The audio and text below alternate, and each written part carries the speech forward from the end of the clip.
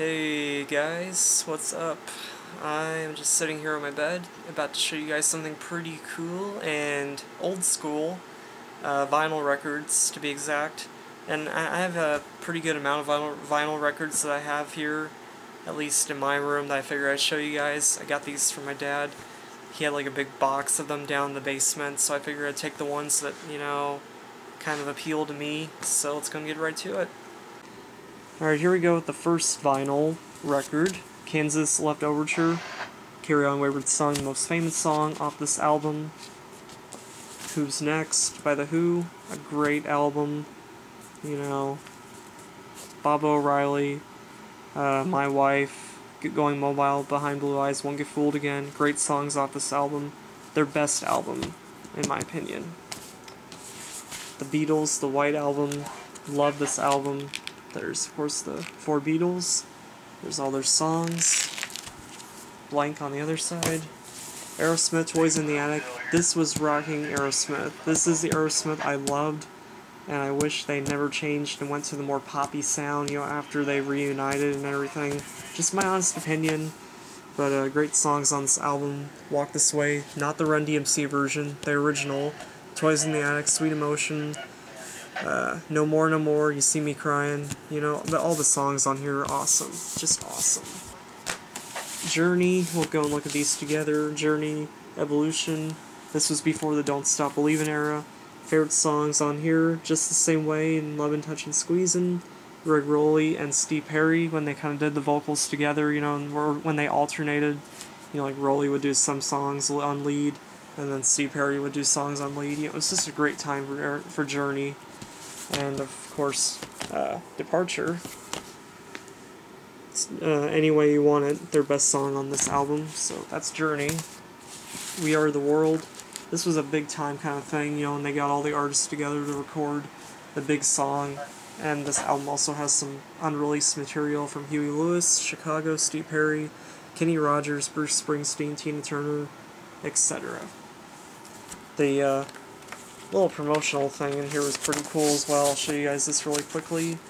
The shirts that they had, like the clothing and everything, and then the button set, the pin set, the cassette, for the song, the poster, the book. This was a big deal at the time, and just so cool, so cool. It's Hard by The Who. Underrated album, best song on here, Eminence Front, synthesizer driven, but so cool. Even though, sure, it was after Keith Moon died and everything, it's still a great album, in my honest opinion. Steve Miller Band, Fly Like an Eagle, this was a great album. Probably some of the best songs on here. In fact, I'll get it out, just so you guys can see. The little disc thing, Take the Money and Run, Rockin' Me. And then on side one, the space intro, before Fly Like an Eagle, then other good songs. This was such a great Steve Miller album. Alright, here's the Eagles, Hotel California. One of the Eagles' best albums, my favorite album from them, One of These Nights, perfect in every way. The lyrics to the infamous Hotel California song. On a dark desert highway, cool wind in my hair. Warm smell of colitas rising up through the air, and the entire lyrics and everything. The songs, New Kid in Town, one of my favorites. Life in the Fast Lane, Wasted Time, Victim of Love, Pretty Maids All in a Row. And here's this little cool poster. I think it's a poster that I found inside here, but that is Joe Walsh. There is Don Felder. There is Glenn Frey. Yes, that's a joint. Randy Meisner. God bless him. I love Randy. And Don Henley. Looking all high and shit. And here's Blue Oyster Cult's, I think that's their debut album, I believe.